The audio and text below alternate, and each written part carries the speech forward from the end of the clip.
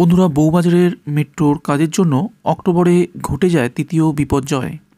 সেই বিপর্যয়ের জেরে ক্ষতিগ্রস্ত পরিবারগুলিকে ক্ষতিপূরণ দেয়া শুরু করল কেএমআরসিএল। সূত্রের খবর, 11টি পরিবারের হাতে তুলে দেয়া হয় চেক।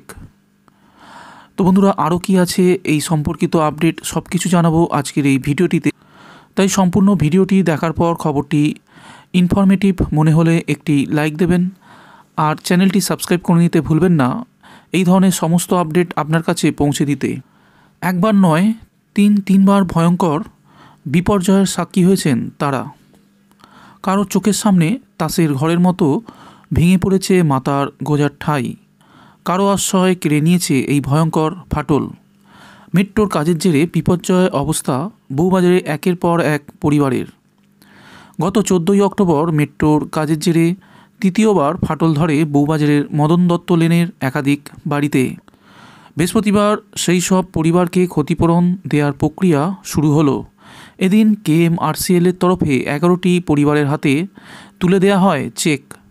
কেএমআরসিএলের বিজ্ঞপ্তি অনুযায়ী 100 বর্গফুট দোকান মালিক ও বাড়ির মালিকদের 1 লক্ষ টাকা ক্ষতিপূরণ দেওয়া হয়, আর 100 বর্গফুটের বেশি আয়তনের দোকান বা বাড়ির মালিকদের দেয়া হয় 5 লক্ষ টাকার ক্ষতিপূরণ।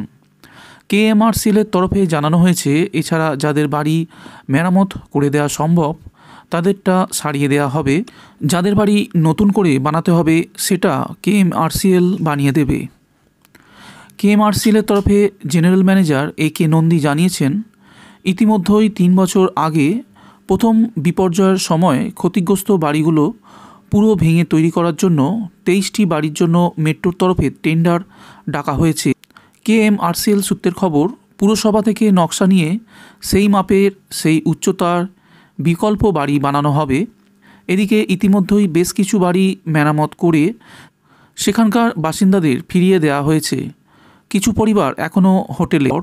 2022 মে মাসে মেট্রোর কাজের জন্য চুরমার হয়ে যায় বউবাজারের দুর্গাপিটুরি লেনের বাসিন্দাদের বাড়ি।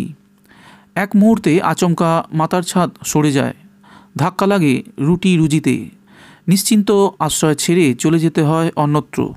প্রথম পর্যায়ে সেই রকমই 14 জন ক্ষতিগ্রস্ত ব্যবসায়ীর হাতে প্রথম দফার আর্থিক সাহায্য তুলে দেয় কলকাতা মেট্রো রেল কর্পোরেশন বা কেএমআরসিএল কর্তৃপক্ষ।